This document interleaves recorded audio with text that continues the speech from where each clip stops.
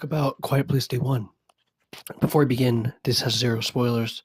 I will be indirectly speaking of things. So, for starters, the aggressiveness of the monsters are amplified in a way that I never thought the franchise would go. Just aggressive and intense and fast and so vicious that it's terrifying. In addition, the sound design. They've made the sound design so much better. And if you're watching it in a loud theater, the sound really plays a lot into how you feel about this movie. It's the type of film where if you were to watch it with low volume, it wouldn't have the same effect. The scares are phenomenal. I will say that there are a couple scares that are cheap, a couple scares that aren't related to anything, that more just kind of scare you because someone dropped a bottle. That's not fun. But there's a lot of scares that are scary because they incorporate the monster, constantly adding to the fear. The opening sequence.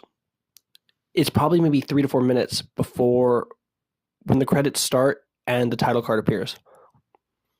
And I'll tell you that I had my hand over my face the entire time. I was cupping my face. I was in disbelief at the intensity at which everything happened and how terrifying it was. Getting lost in the chaos of people screaming and shouting and seeing these things appear and do their thing. Absolutely terrifying. I really also enjoy that they changed the setting. So in the last two films, we had a relatively rural settings, maybe like somewhere in the Midwest. Here we're in New York City, and it makes a big difference because the more people you have, the more noise you have, and the more noise means more people, and people are stupid. So it really worked out, and it's amazing. Another thing I love about this film is it's not a prequel in the sense that you think a prequel. If anyone knows me, they know that I'm not a fan of prequels. I don't want to know how Freddy Krueger came to be.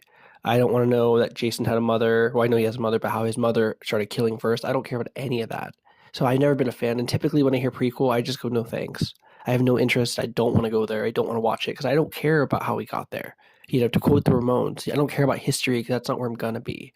So I'm not a fan. But this is a prequel in the sense that we are privileged to be in New York City the day when everything happens. So essentially, I'm saying this very vaguely and very loosely and don't get too detailed into it with your mind, but essentially when they invade. And this isn't like some ID4 kind of crap or something. It's more subtle than that. So don't think that I'm spoiling anything. But we see when they arrive. And that is pretty terrifying and pretty exciting. I mean, there were some points where I started thinking about like Armageddon by Michael Bay. Like I got pretty bad, just that sheer chaos of being in this moment of something you can't control. Just absolutely frightening. One of the other things I want to point out is Lupita Nyong'o. I believe she was in Us. She did a phenomenal job.